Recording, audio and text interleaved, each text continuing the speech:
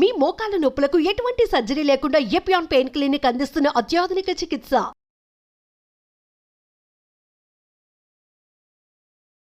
Sir hello sir, నమస్తే. నమస్తే sir. Sir మోకాళ్ళకి సంబంధించి మాకు చాలా డౌట్స్ ఉన్నాయి సార్, ఒక్కొక్కటిగా క్లారిఫై చేసుకుందాం సార్ మీ తరపు నుంచి. Sir sure. జాగింగ్ ఎక్కువగా చేస్తున్నాం, ఎంత వరకు కరెక్ట్? మోకాళ్ళకి సంబంధించి మాత్రం చెయ్యాలా చేయకూడదా, చేస్తే ఎంత చేయాలి, ఎవరు చేయాలి? అది వెరీ ఇంపార్టెంట్ విషయము.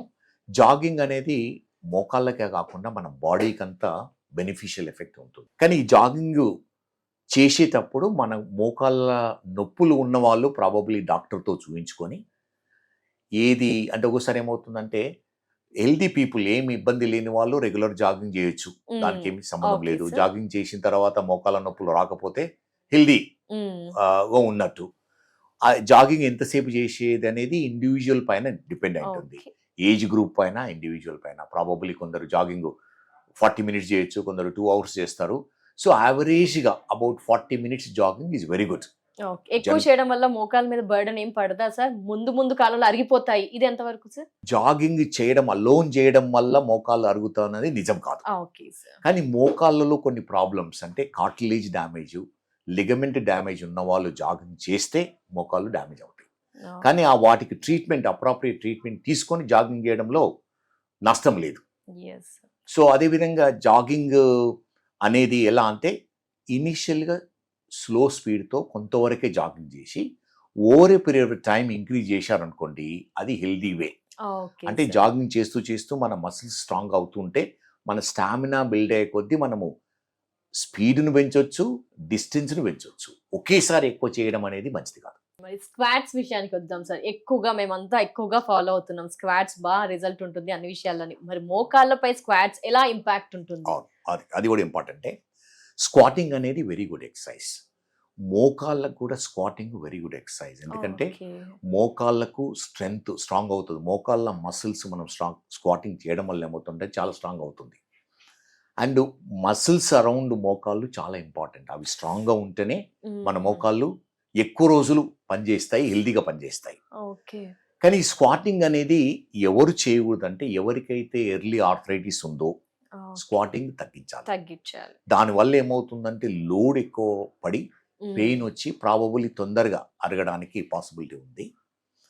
ఎవరికైతే ఇంజురీస్ ఉన్నవో, ట్రీట్మెంట్ చేయించుకోలేదో, కార్టిలేజ్ కానీ లిగమెంట్ ఇంజురీస్ ఉన్నవాళ్ళు స్క్వాట్ చేయడం వల్ల నొప్పి వస్తుంటుంది. అటువంటి వాళ్ళు స్క్వాటింగ్ చేయవద్దు. వాటికి అప్రాప్రియేట్ ట్రీట్మెంట్ తీసుకున్న తర్వాత మోకాల్లో ఎటువంటి డ్యామేజ్ లేదు అన్న వాళ్ళు స్క్వాటింగ్ చేయొచ్చు. కానీ స్క్వాటింగ్ చేసినంత మాత్రానే మోకాలు అరిగిపోతుంది అనేది నిజం కాదు. ఫ్యూచర్ లో కూడా లేదు, అది నిజం కాదు. ప్రాబబుల్ ఎవరైతే స్క్వాట్ చేస్తారో వాళ్ళ మోకాలు ఇంకా స్ట్రాంగ్ ఉండొచ్చు అండ్ హెల్దీగా కూడా ఉండడానికి ఉంటుంది. There is no direct relationship between squatting and arthritis of the knees. Then అందరూ ఎక్కువగా ఫాలో అవుతున్నాం బ్రిస్క్ ఎక్సర్సైజ్ సార్. ఇది ఎంత వరకు మోకాళ్ళ మీద ఇంపాక్ట్ ఉంటుందా? చాలా మంచిదా మోకాళ్ళకి ఈ బ్రిస్క్ ఎక్సర్సైజ్ ఎంత వరకు కరెక్ట్ అంటారు? బ్రిస్క్ ఎక్సర్సైజెస్ అని హెల్దీ పీపుల్, యంగ్ ఏజ్లో ఉన్న వాళ్ళకు చాలా ఇంపార్టెంట్. ఎందుకంటే రొటీన్ వాకింగ్ ప్రాబబుల్లీ 30 to 50 ఉన్న వాళ్ళకు సఫిషియెంట్గా ఉండదు. బ్రిస్క్ వాకింగ్, కొంచెం చెమట వచ్చిన వాకింగ్ చేసేస్తే ఎంటైర్ బాడీ ఎఫెక్ట్ అవుతుంది. అదేవిధంగా మోకాళ్ళకు కూడా బెనిఫిషియల్ ఉంటుంది. ఎవరైతే ఈ బ్రిస్క్ వాకింగ్ చేస్తారు, 40 minutes చేశారనుకోండి, ఇనిషియల్ ఏమవుతుందంటే మోకాళ్ళ నొప్పి కాకుండా థై కండరాలు, కాఫ్ కండరాలు నొప్పిగా ఉంటాయి. దట్స్ న్యాచురల్ అండ్ అది గుడ్ సైన్. అంటే you are building your muscles.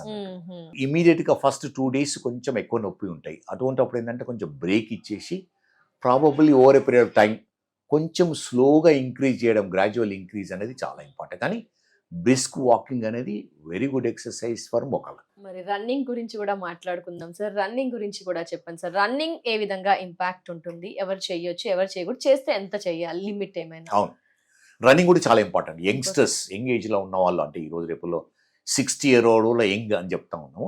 ఎవరైతే ఫిట్గా ఉండి హార్ట్ ప్రాబ్లం లేకుండా, వేరే మోకాళ్ళు ప్రాబ్లం లేకుండా, మోకాళ్ళ ఆపరేషన్స్ కానీ నీ రీప్లేస్మెంట్ అయిన వాళ్ళు లేకుంటే రన్నింగ్ అనేది ఎంతసేపు అనేది చేయొచ్చు వాళ్ళ స్టామినాని బట్టి. కానీ యావరేజ్గా probable running up to 40 minutes to 60 minutes is good running. వాళ్ళ స్పీడ్ కూడా వాళ్ళే కంట్రోల్ చేసుకోవాలి. ఎలా అంటే ఓసారి రన్నింగ్ చేయడం వల్ల సడన్ గా హార్ట్ ఎఫెక్ట్ ఉంటుంది, హార్ట్ పైన బ్రీతింగ్ ప్రాబ్లం ఉంటుంది.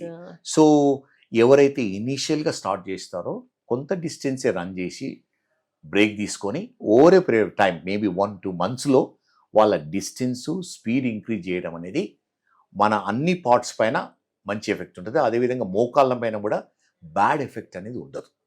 So gradually speed and distance increase చేయడం అనేది చాలా ఇంపార్టెంట్.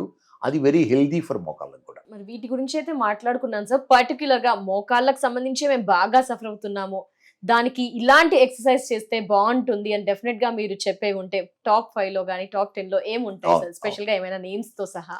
ఎలా అంటే మోకాళ్ళు స్ట్రాంగ్ గా ఉండాలంటే, హెల్దీగా ఉండాలంటే మోకాళ్ళ చుట్టూ ఉన్న కండరాలు హెల్దీగా ఉండాలి, బోన్స్ స్ట్రాంగ్ గా ఉండాలి. అప్పుడే మనం మోకాలు అనేది స్ట్రాంగ్ గా ఉంటుంది. సో సింపుల్ ఎక్సర్సైజ్ మన థై కండరాలను స్ట్రాంగ్ చేయాలి సింపుల్ ఎక్సర్సైజెస్ తో. అంటే walking is very good exercise. Walking కంటే cycling is very good exercise for knees. Cycling with little resistance, కొంచెం రెసిస్టెన్స్ పెట్టి సైక్లింగ్ చేయడం అనేది వెరీ గుడ్ ఎక్సర్సైజ్ మోకాళ్ళు. తర్వాత ఆ విధంగానే ఫీట్ పైన యాంకిల్ కొంచెం చిన్న వెయిట్స్ పెట్టి మోకాళ్ళను మూవ్ చేయడం వల్ల ఏమవుతుందంటే కండరాలు స్ట్రాంగ్ అవుతాయి. అదే క్రాస్ ట్రైనర్ అంటాం ఈ రోజు రేపుల్లో. క్రాస్ ట్రైనర్ చేయడం వల్ల మోకాళ్ళకు చాలా హెల్దీగా ఉంటుంది. Swimming is very good exercise మోకాళ్ళతో పాటు బాడీ మొత్తం ఎఫెక్ట్ అవుతుంది. స్విమ్మింగ్ అనేది ఎంటైర్ బాడీకి ఎక్సర్సైజ్ ఇస్తుంది. అదేవిధంగా వాటర్లో నడవడము, వాటర్లో ఎక్సర్సైజ్ చేయడం అనేది వెరీ గుడ్ ఫర్ మోకాళ్ళకి. ఎవరికైతే కొంచెం అరిగిందో, కొంచెం నొప్పులు ఉన్నవో, ఆపరేషన్ అయిన తర్వాత ఈ వాటర్లో ఎక్సర్సైజ్ అంటే హైడ్రోథెరపీ అంటాం. వామ్ వాటర్లో ఎక్సర్సైజ్, నీ ఎక్సర్సైజు, నడవడం అనేది very good exercise for knees. Okay sir, ఈ ఎక్సర్సైజెస్ యాడ్ చేసుకుంటే బెటర్. బిఫోర్ అంతా కూడా క్లియర్ ఎక్స్ప్లెనేషన్ ఇచ్చారు సార్. మనం కూడా ఒక వీడియో చూపిద్దాం సార్, ఏం ఎక్సర్సైజ్ చేయాలి, ఏం చేయకూడదు, మీ తరపు నుంచి కూడా ఎలాంటి ఎక్సర్సైజ్ చూపిద్దాం సార్ నెక్స్ట్ వీడియోలో. Thank you so much sir. Knee pain కి సంబంధించి ఇప్పుడు ప్రజెంట్ ఎవరైతే ఏమేమి ఎక్సర్సైజ్ ఫాలో అవుతున్నారో, బ్రిస్క్ కానీ అలాగే స్క్వాట్స్, అవి వాటన్నిటి గురించి కూడా మాలో ఉన్న డౌట్స్ అన్ని కూడా క్లారిఫై చేసి క్లియర్ ఎక్స్ప్లెనేషన్ ఇచ్చినందుకు thank you so much sir. నమస్తే. నమస్తే.